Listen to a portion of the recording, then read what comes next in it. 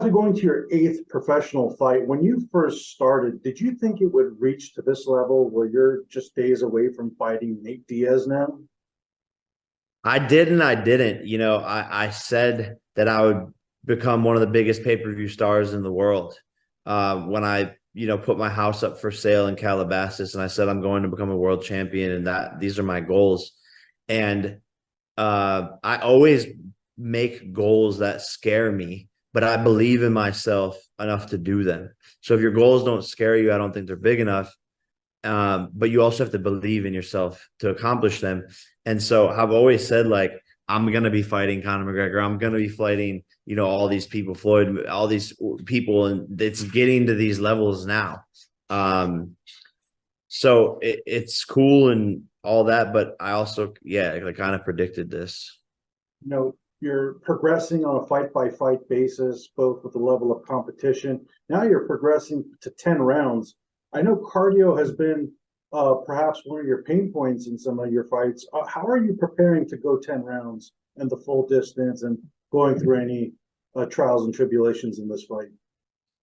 Yeah, I think the biggest thing was bringing in a new strength and conditioning coach that really had a knowledge of getting me fight ready that none of my other coaches had previously. And that made a world of difference. And my coaches just pushed me way, way harder. Before in practices, I would be going like 10 rounds, maybe 12, maybe 15. Now we go 20, 25 rounds and then, jogging afterwards. So this camp has been a lot harder and I've had to go to a different place mentally to survive it.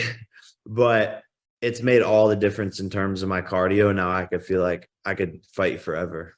I also talked to Nate Diaz recently. He's been giving you all the world of credit.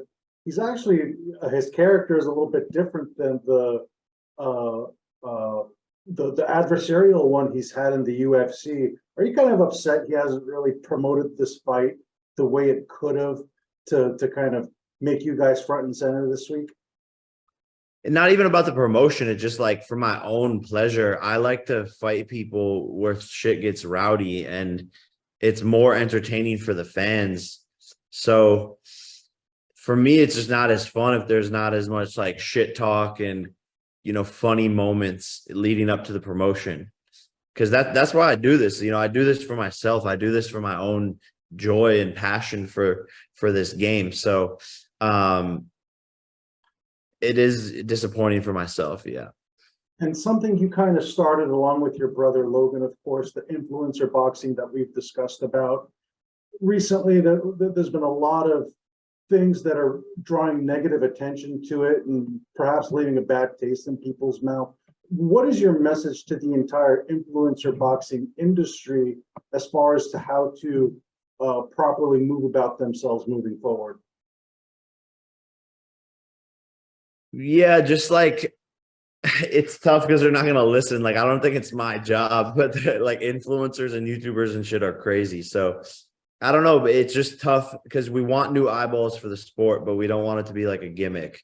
So just don't be a gimmick. Don't like do cringe shit and get your skill up. You want to promote yourself, you want to have big fights, you want to make a name for yourself. Start in the gym.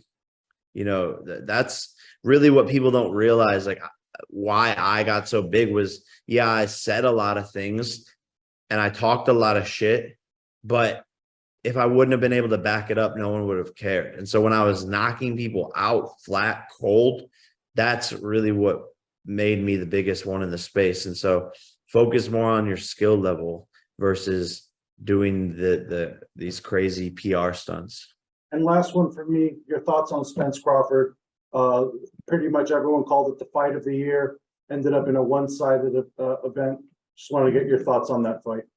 Yeah, an amazing fight, a masterclass by Crawford. He shocked me, and I'm highly impressed.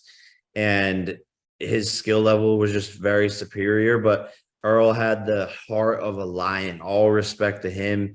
He showed what it means to be a warrior and went out on his shield. But I think it probably puts Crawford as the number one pound for pound. So just an amazing performance by him.